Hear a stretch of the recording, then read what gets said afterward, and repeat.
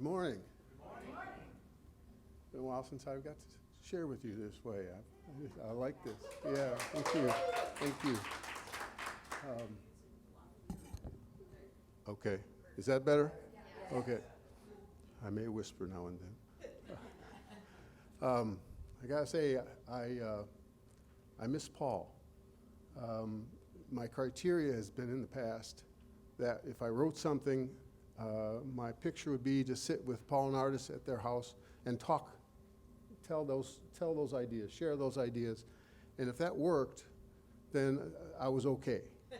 I hadn't tried to go too, lofty or not put the work into it that needed, and so yeah, that was always a criteria for me. And my picture was always, there's not a crowd here. There's just Paul and Artis sitting in front of me, and we're just talking. We're just talking. Yeah.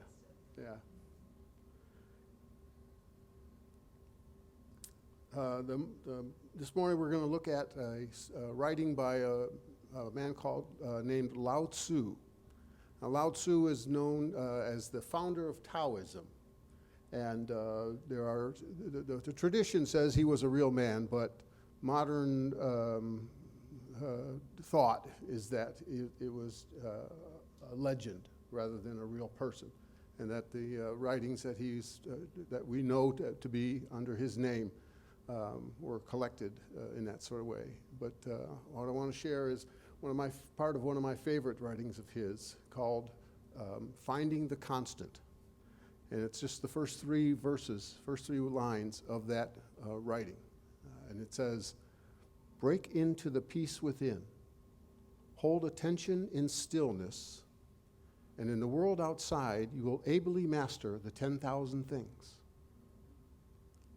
Break into the peace within, hold attention in stillness, and in the world outside you will ably master the 10,000 things. The whole picture there is breaking into the peace within. The first suggestion I think that the author gives us is that there is a peace within us. There is something to go to. We're not stuck apart from the divine, and that is what brings us that peace. Is that the fact that we are one with the divine, we are one with each other, we are one in this place, and so that assumption is the basis for all of this thought and all of the Taoism in itself. And in Buddhists call it nirvana, Taoists call it the Tao, Hindus call it Brahman, and David has shared, others have shared, there's all kinds of different names for that, for God, for spirit, for the divine. And that peace within is something we all enjoy. That peace within is something we all share. And so that assumption, knowing that fact, knowing that truth, is the basis for our ability then to break into the peace within. The message is telling us we're going to have to exert ourselves. We're going to have to exert ourselves to get to that peace within, as the songs mentioned so well. And pure coincidence, God had nothing to put. But the song said so aptly, there are things that keep me from that place. There are things that would distract me, would bring about the conflict in there. And so I need to take the effort to break into that peace within. I think of ice fishing. For those of you who have been north or ever seen ice fishing, the fisherman has a goal. He wants to get to that water to catch those fish. The problem is there's this sheet of ice over this lake that's thick enough for a car to drive on, thick enough to put his shanty on. And so to get to this source, to get to this place he wants to be, he has to drill a hole. And I'm sure there's something more mechanical now or more than the auger that's been used in the past. But he has to drill a hole through that whole ice so that he can break into where he wants to go. He can break into that place he wants to go to get to the source of what he wants. And so that takes effort. And usually as we go through life and try to find that place, find that peace, there are some times where there's a big barrier. Particularly if we haven't done it in the past, there can be some distractions that are maybe take a more energy, more effort to work through. And then as the fisherman goes throughout the whole winter, he's not there 24 hours a day fishing. He leaves and comes back, and that doggone lake keeps refreezing up. It keeps refreezing that hole. And so he has to drill again and drill again, break through to that peace within. He has to go take the effort, take the exertion. And he does so with the faith that, if I do this, if I break through this ice, I'm going to find what I want. I'm going to find those fish. I'm going to find that goal to what I want. And so for us too, when I know that there's that peace within, and I know that there's that oneness with the divine, I'm willing to exert myself to go to that place. I'm willing to exert myself to find that place. And so he says, break into the peace within. And I think one of it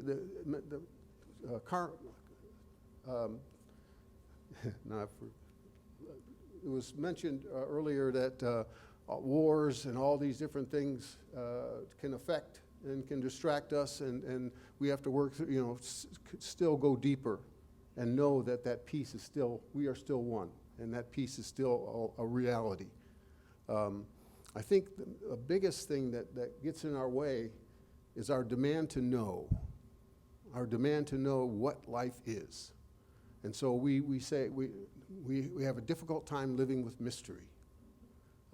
We want to define God. We want to define the divine. We want to define what life is supposed to do and what is that and that. And that in itself creates conflict, because there's a part of us that knows we don't know. We don't know. And so we're trying to construct buildings inside of ourselves, boxes inside of ourselves. Okay, there's God. I've got it. I've got it. And there's a conflict inside, because there's a part of us that knows that ain't it. That ain't it. And so we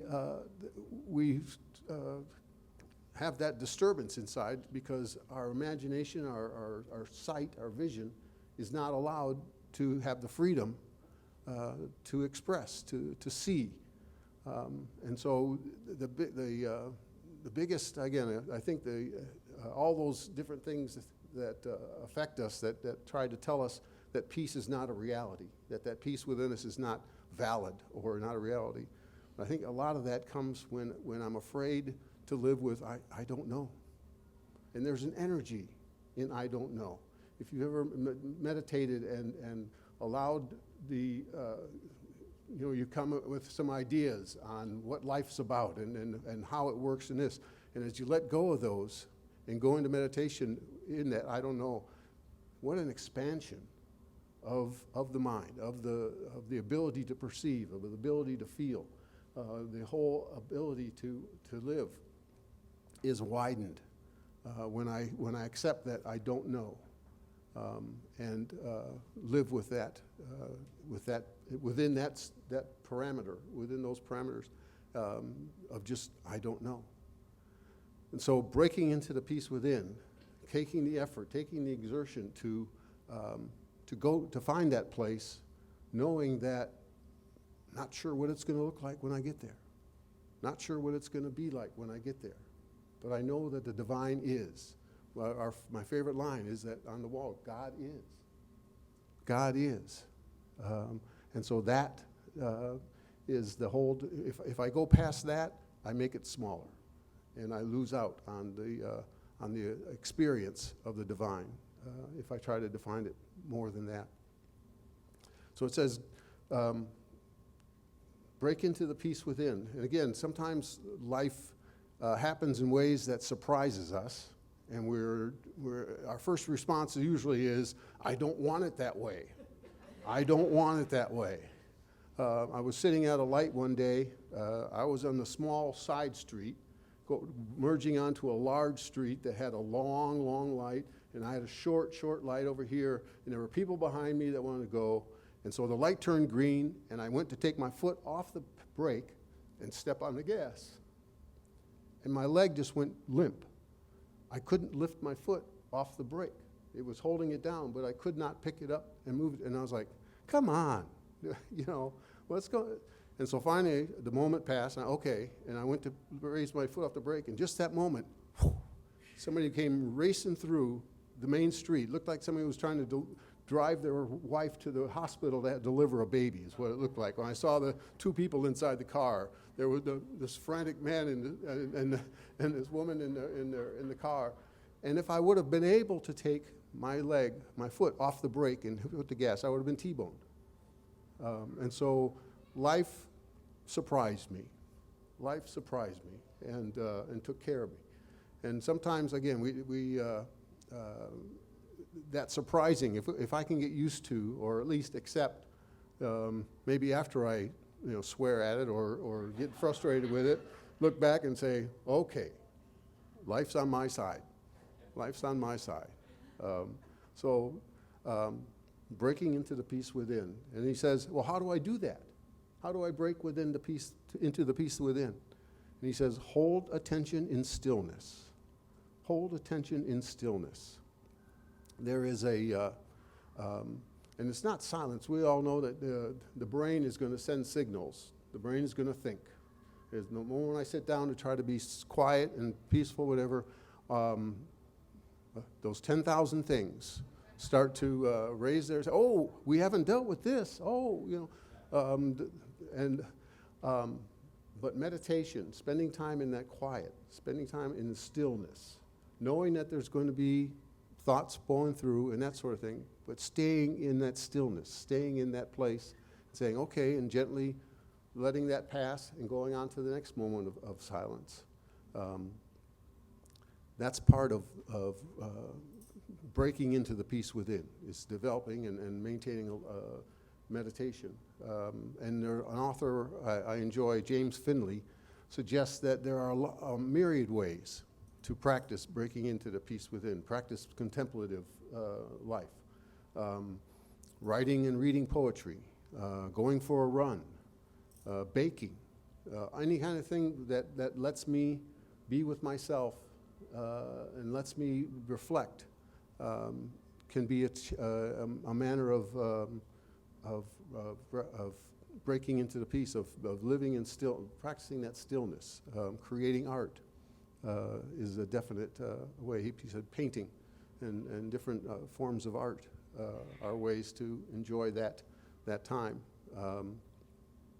And so practicing those things on a regular basis, and the more often, again, the more often we practice those, the less that ice develops in the hole. The less ice there is to puncture through to get to where we want to be.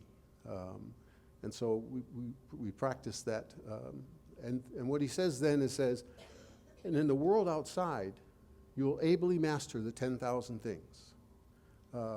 I love the fact that it's so practical. This living the spiritual life, this living the contemplative life, spending time in stillness, spending time in quiet, is such a practical thing. It's not. So many times we get this picture of monks hiding out in a cave or in a monastery or something away from the world, trying to make that work so that they don't think anything and don't feel anything, whatever. And what he suggests instead is that when I practice this contemplative life, I live better. I live out there in the world better. I ably master those 10,000 things, all those little things that we have to do in the world. They're not less than spiritual. They're not less than spiritual. They're the things we need to do. Several years ago, I went on a spiritual retreat in North Carolina, and it was amazing. There was meditation. It was guided meditation. There was just came away transformed, just changed whatever. And then several months later, they invited me back to be a part of the staff for a week. And so I went down and spent a week on the staff.